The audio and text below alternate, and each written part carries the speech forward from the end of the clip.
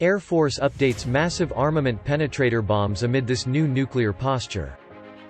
The U.S. Air Force continues to update its stockpile of its 30,000-pound massive Ordnance Penetrator class bunker destroyer, or MOP, and brings older MOPs to a new standard, also known as the GBU-57 EB.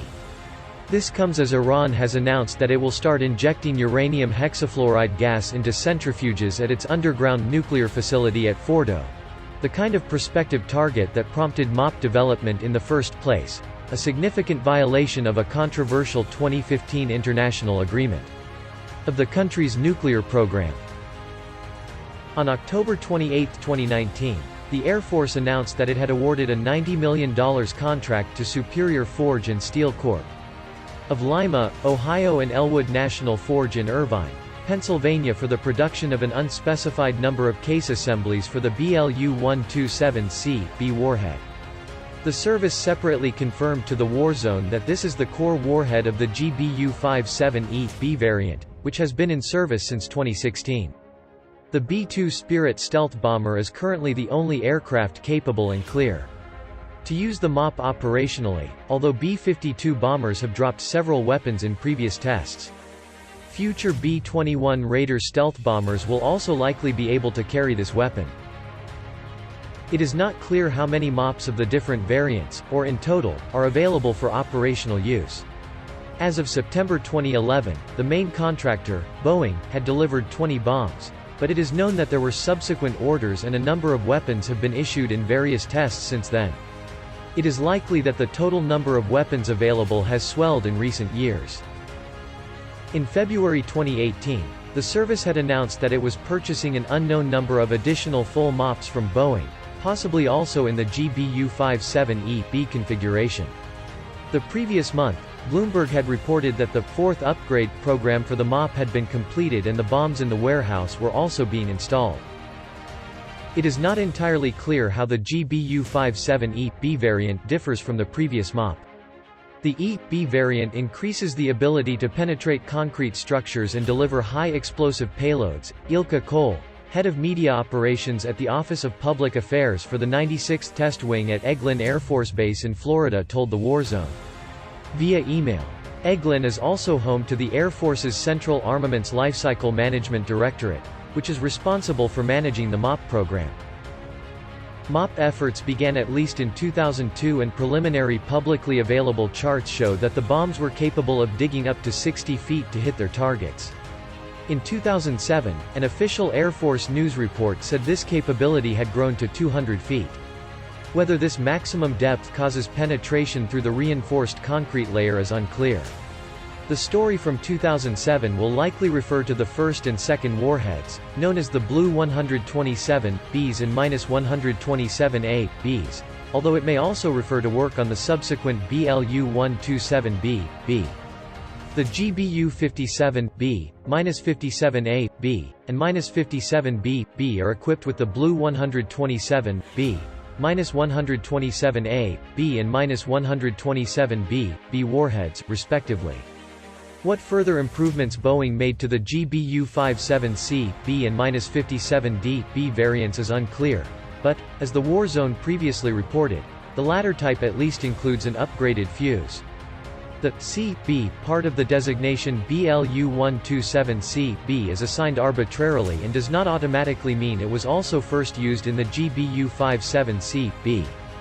Based on the fact that the GBU-57E/B model was in inventory at least several numbers in 2016, it is likely that this weapon was developed as part of the Enhanced Threat Reduction IV (ETR-IV) upgrade program, which Boeing won. Previous year's contract. Evaluation of bombs with the ETR-IV update also continued into 2017, according to the Office of the Pentagon's Director of Operations Test and Evaluation. Whatever the GBU-57E/B's exact capabilities, it seems reasonable to assume that it can penetrate deeper than the MOP variants available in 2007.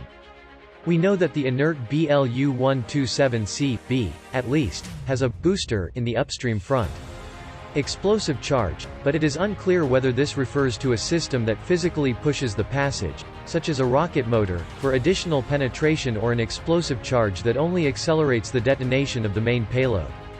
Additional penetration would be required to attack deep buried and hardened facilities, such as Iran's nuclear facility at Fordo. The main part of the site is reportedly about 295 feet underground and is further protected by several feet of reinforced concrete. Additionally, Cole, a spokesman for the 96th Test Wing, said the GBU-57 is available with a live and inert warhead. Inert weapons perform various roles based on mission requirements, he added.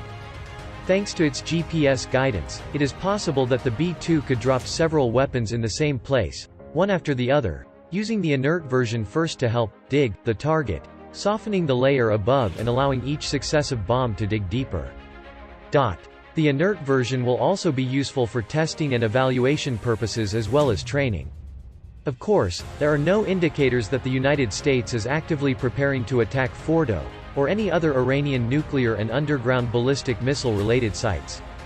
The United States withdrew from the Iran Accord, officially known as the Joint Comprehensive Plan of Action, JCPOA, in 2018.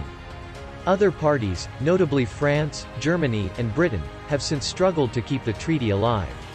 Iran continues to try to pressure those countries into making concessions, especially as U.S. sanctions have escalated.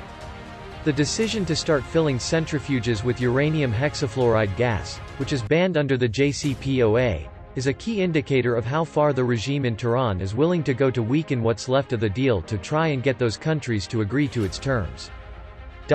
Although Iranian President Rouhani has not said that Fordo will start enriching uranium again, which is also prohibited by the Iran deal, filling centrifuges with gas is a clear step in this direction. This all comes just a day after Iran announced that it had doubled the number of IR-6 centrifuges operating at the site and was working on an even more advanced IR-9 that could enrich uranium 50 times faster than the country's original IR-1. Rouhani has given European JCPOA members just 2 months to find a way out of American sanctions before Iran might take new action, which could include resuming enrichment. Critics of the Iran deal have long argued that it leaves the regime in Tehran with the breakout ability to build nuclear weapons if it chooses to do so. At the same time, publicly available U.S. intelligence assessments continued to show that the country did not have an active nuclear weapons program and complied with the requirements of the JCPOA even soon after the United States withdrew. Tensions between the United States and Iran have been rising for months, with the U.S. government, among other things, blaming Iran for a series of attacks on commercial oil tankers in the Middle East, as well as more recent and unprecedented suicide drones and cruise ships. Missile attack on oil infrastructure in Saudi Arabia. Iran also shot down a U.S. Navy Global Hawk drone over the Gulf of Oman in June and seized a British-flagged oil tanker the following month, holding it for weeks in retaliation for the British government doing the same to a supertanker. Iran in Gibraltar. It should be noted that the potential threats developed by the United States for the MOP to address are also not limited to Iran. North Korea, also increasingly irritated by the lack of progress in its own negotiations on sanctions with the U.S. government, also has an extensive network of underground facilities.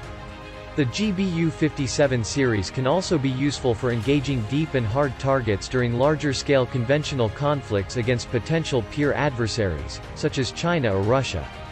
With all of this in mind, it's no surprise that the Air Force continues to work to improve MOPs and bring existing inventory up to the latest and deepest penetration standards.